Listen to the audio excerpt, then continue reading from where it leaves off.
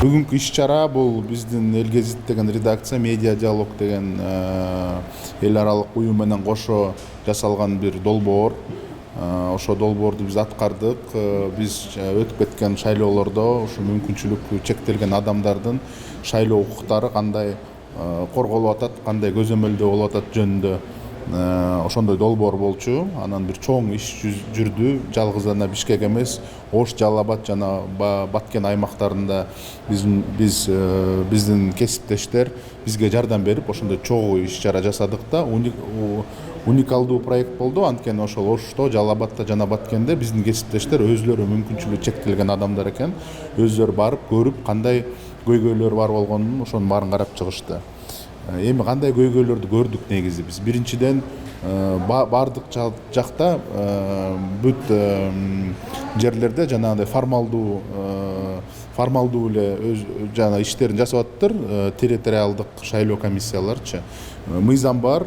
БШКнын 506 деген постановлениясы, буйругу бар. Аякта мүмкүнчүлүгү чектелген адамдардын кандай укуктары кандай корголуш керек. Анын баары мындай формалдуу экен.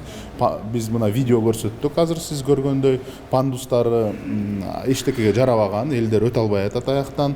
Шрифт Брайля деген атайын бар. Көздү көрбөгөн мындай жакшы көрө албаган адамдардын шрифт Брайля деген бар. Андайлары жок. Лупалар болуш керек, алар дагы жок. Бар болсо сейфтерге катып коюшкан, шкафчиктерине коюп койгон, түшүнүксүз болуп атат. Эмне үчүн калган? Баары мындай формалдуу калып, анан эң чоң көйгөй бул алардын мындай жасаган мамилеси да.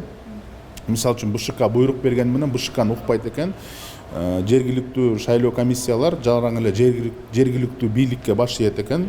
Бул губернаторлорго, акимдерге, анан ошолордун буйругун аткарып эле мындай БШКнын буйруктарын аткарбайт экен. Анан биз журналист катары аякка барып, видеого тартып, аудио запистерди кылып, ошондон кийин кичине жыла баштады, корко баштады. Биз ошо бүт чогулткан материалдын баарын генеральный башкы прокуратурага берип, ал кезде бул октябрь айында болчу, парламенттик шайлоонун астында башкы прокуратура чоң текшерүү жүргүзгөндөн кийин ушу жергиликтүү бийликтер кичине бизди уга баштады да. Журналисттер ушундай ызы чуу көтөрөт экен деп, анан анча-мынча жерлерин оңдоду. 4 октябрда парламенттик шайлоо болгондо биз бардык шайлоо комиссияларга бардык. Бишкектин эми бардык эмес, көбүнчөсүнө бардык. Мына Бишкектикине бардык, биздин кесиптештер Баткенге барды, Жалал Абадка барды. Аяктан дагы ушу көйгөйлөр анча-мынча азайганы менен, бирок мындай чоң болуп атат да, акыбалы начар болуп атат. Пандустары жок, жана атайын кабинкалары жок. Азыр дагы баарыбыз билебиз, коронавирус пандемиясы болуп атат.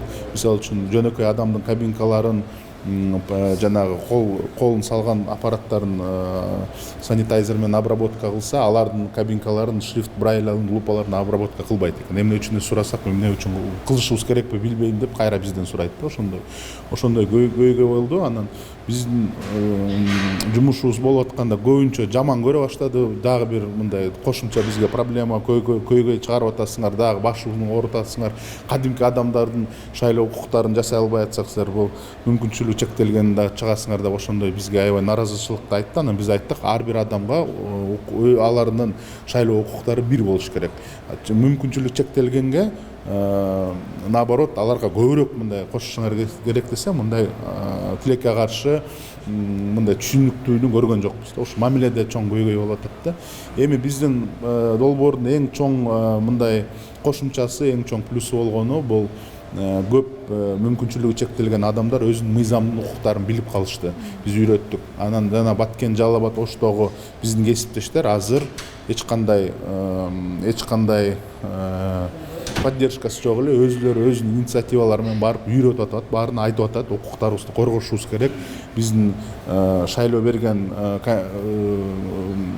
берген участоктор ушундай атайын пандустар баары болуш керек деп ошону коргоп атат. Ошо эң чоң жетишчилигибиз ушул деп мен ойлойм.